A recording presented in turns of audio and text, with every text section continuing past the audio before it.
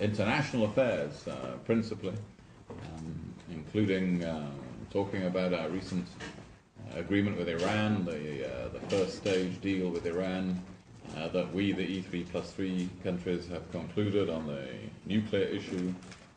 We discussed the situation in Syria and Ukraine and international relations more broadly. We also discussed the Nagorno-Karabakh conflict, and I welcomed the President's recent meeting with his Armenian counterpart in Vienna last month. And while early days, this is a welcome step, and of course we would encourage meetings between the two presidents becoming a regular occurrence. This afternoon I also met with the foreign minister, and we further discussed bilateral relations and again the full range of foreign policy issues. The UK and Azerbaijan have worked together successfully on the United Nations Security Council during Azerbaijan's membership of the Council over the last 2 years. In both these meetings, we've also discussed the human rights concerns that many activists and NGOs have about and in Azerbaijan. Our strong bilateral relationship, our honest bilateral relationship, enables the UK to express our concerns on a range of issues such as this on a regular basis and at different levels, and we do so. And so I raised those issues both with the President and with the Foreign Minister. And it is our long-standing policy to urge Azerbaijan to make progress on a range of areas, including freedom of expression, assembly and the media, and to guarantee political freedoms.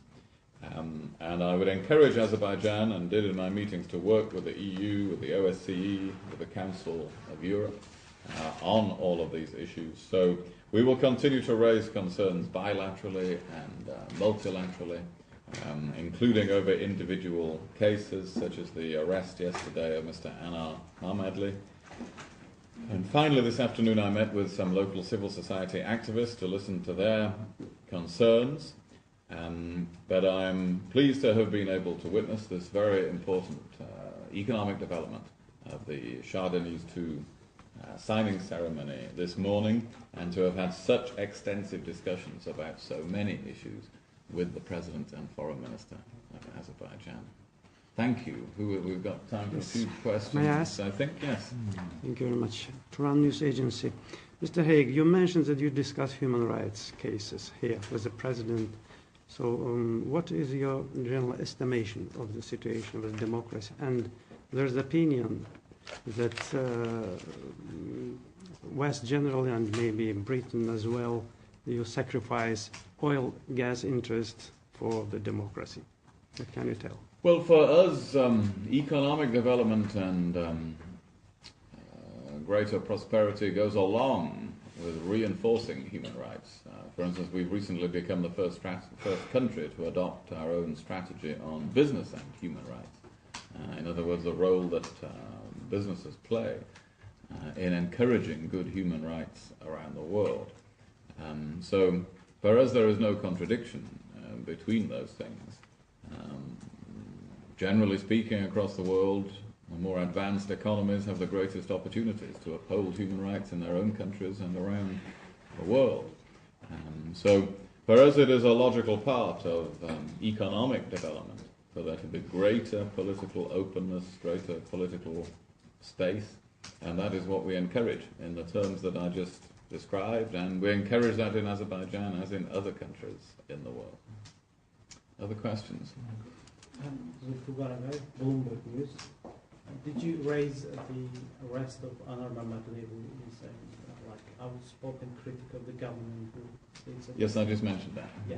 Did you raise, was Mr. President Əliyev's arrest yesterday? What did he say? How he reacted to your concerns that you raised? Well, the ministers, the presidents or ministers will have to describe their own meetings and views, but yes, we have raised that specific case and other specific cases. Do you condemn the arrest on Next, three questions. Yeah. Question? The next question, yeah. Prime Minister David Cameron chose not to publicly congratulate President Aliyev on being re-elected after the October elections and sent a private letter instead. The contents of the letter were not officially confirmed. Does the UK government consider the elections to have been fair? Well, we support the views of the observers of those elections. They are the ones who were appointed to do so. They gave their opinions about that, and they included British observers. So I think that was clear, and that's the view of many nations across the world, including the United Kingdom. Okay.